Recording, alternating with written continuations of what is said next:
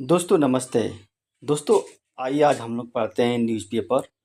देखिए न्यूज़पेपर में देखिए फिजिकल यहाँ पे एक लड़के के साथ फिजिकल रिलेशन बनाया गया है और उसको एक अपराध के रूप में वर्गीकृत किया गया, श्रेणीकृत किया है। देखिए physical relation with minor under rape definition. ये कह रहा है कि जो शारीरिक संबंध है, एक माइनर गर्ल है उसके साथ ये जो संबंध है वो रेप डिफिनेशन के अंतर्गत आता है, यानी कि रेप की जो परिभाषा उसके अंदर एक अपराध की श्रेणी में आता है। आइए देखिए यहाँ पे दिया है कि न्यूज़पेपर जूम कर लेते हैं थोड़ा कि मामला क्या है। देखिए यहाँ पे ये न्यू दिल्ली, देखिए ए कोर्ट हियर मतलब न्यायालय ने यहाँ पे हैज कन्विक्टेड, देखिए यहाँ पे दोषी करार दिया है किसको, a man of raping 40 year old girl in January 2015। मतलब ये कह रहा है कि एक कोर्ट ने, दिल्ली कोर्ट ने एक व्यक्ति है जो 14 वर्ष की लड़की के साथ क्या होता है रेप किया था, इसके संदर्भ में उसको कन्विक्टेड किया गया है, दोषी करार दिया गया है। हैज कन्विक्टेड यहाँ पे प्रेजेंट परफेक्ट टेंस का यूज किया गया है हैज कन्विक्टेड में। अब थोड़ा जूम कर लेते हैं। देखिए और कहा है कि सेविंग इफ सेइंग, कोर्ट ने कहा physical relation are established with minor girl, मतलब कहा कि जो शारीरिक संबंध है अगर लड़की के साथ बनाया गया है तो it becomes an offence of rape and her consent consent is इमैटेरियल। ये कह रहा है कि जो और ये कानून मतलब अपराध बन जाता है, रेप का एक अपराध बन जाता है। और कह रहा है कि हर कंसेंट, देखिए उसकी सहमति इज इमैटेरियल, देखिए यहाँ पे इमैटेरियल शब्द आया है। तो इमैटेरियल का मीन्स होता है कि अनावश्यक, जिसे कहते हैं सारहीन। जो उसकी सहमति है एक तरह से अनावश्यक है, सारहीन है। उन्होंने तो संबंध बनाया था लड़की के साथ, उसकी सहमति लेना कोई ज़रूरी नहीं था। मतलब अगर सहमति लेते कोई मतलब नहीं निकलेगा। तो इमैटेरियल मीन्स होता है, कई अर्थ होता है, लेकिन यहाँ पे सारहीन हो गया, बेमतलब का हो गया, अनावश्यक हो जाएगा।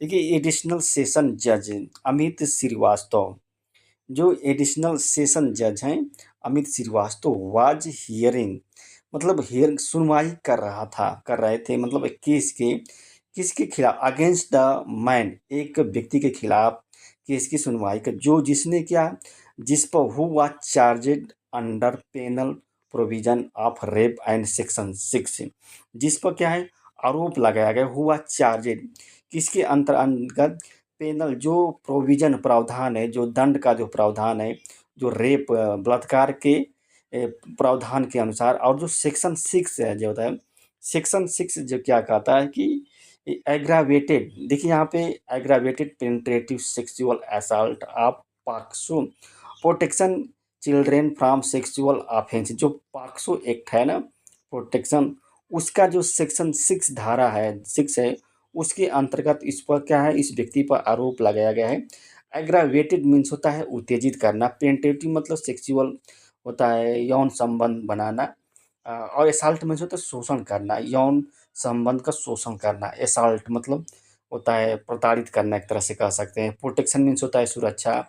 चिल्ड्रेन सेक्सुअल ऑफेंस मतलब जो यौन अपराध है, सेक्सुअल ऑफेंस है, उससे जो सुरक्षा का जो प्रावधान है उसके धारा 6 के अंतर्गत एक टीम स्पेशल प्रोसिक्यूटर, देखिए यहाँ पे एक विशेष पब्लिक विशेष लोक अभियोजन अभियोजन अधिकारी, प्रोसिक्यूटर मीन्स होता है अभियोजन अधिकारी, विनीत दहिया।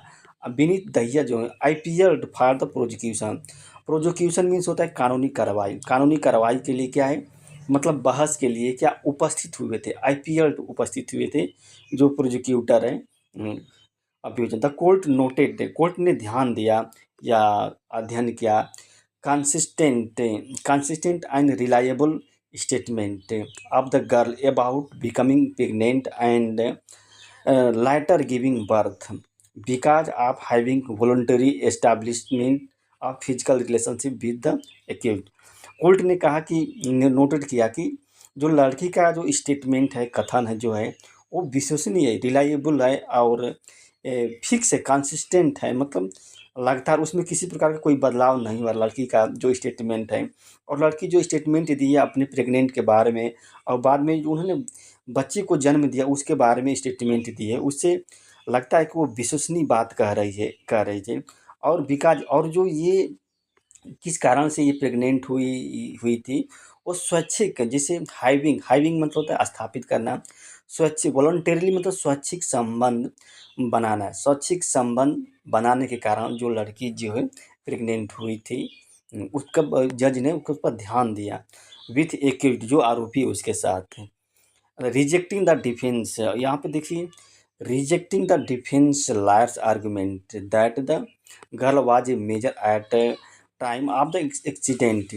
दो रिजेक्टिंग मतलब होता है खारिज कर देना, जो बचाव वकील है, डिफेंस लायर है, डिफेंस मीन्स होता है बचाव, जो बचाव वकील का जो तर्क है उसको खारिज कर दिया गया। और उसका तर्क था कि जो गर्ल थी वो एक मेजर थी, यानी कि मतलब बड़ी थी, छोटी लड़की नहीं थी, किसके समय एट टाइम ऑफ एक्सीडेंट, जिन समय इंसिडेंट हुआ, घटना घटित हुई थी, उस समय लड़की मेजर थी। It is said according to the evident, इसने कहा कि जो साक्ष्य हैं बिफोर इट, इसके सामने जो साक्ष्य हैं वो क्या कह रहा है, it said according to the, लेकिन साक्ष्य ये कह रहा है कि before she was around 40 year old, मतलब साक्ष्य कह रहा है कि लड़की क्या 14 वर्ष की थी उस समय।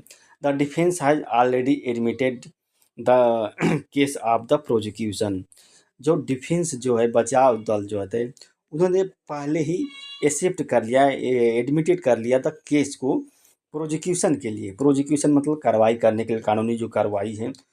To extend of physical relation, मतलब जो शारीरिक संबंध है उसके बारे में क्या उसने एक्सेप्ट कर लिया कानूनी। इस प्रकार the physical relation are establish विद्यमान, इस प्रकार जो है जो शारीरिक संबंध है are established with the minor girl, मतलब छोटी लड़की के साथ जो शारीरिक संबंध बनाया गया है। इट इज स्क्वायरली कवर्ड, मतलब ये कवर किया गया है, इसके जानकारी मिली है।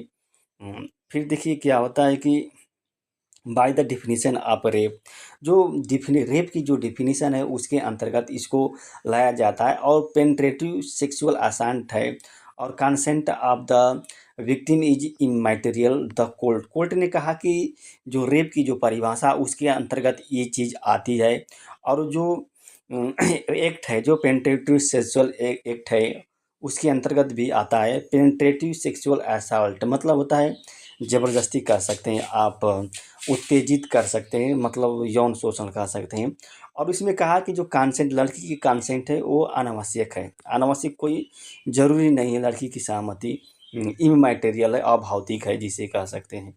और कोर्ट ने कहा कि अकॉर्डिंग टू द कोर्ट ने कहा कि डीएनए प्रोफाइलिंग, जो प्रोफाइलिंग होता है, डीएनए प्रोफाइलिंग जो होता है उसके अनुसार एक्यूज जो होता है, जो आरोपी जो है वो आज द बेबीज बायोलॉजिकल फादर, जो बच्चा है उसका जैविक पिता है। जो डीएनए प्रोफाइलिंग जो है मतलब डीएनए एक जांच होता है उससे संबंधित होता है कि जो बच्चा जो आरोपी है वो वही बच्चा का पिता है।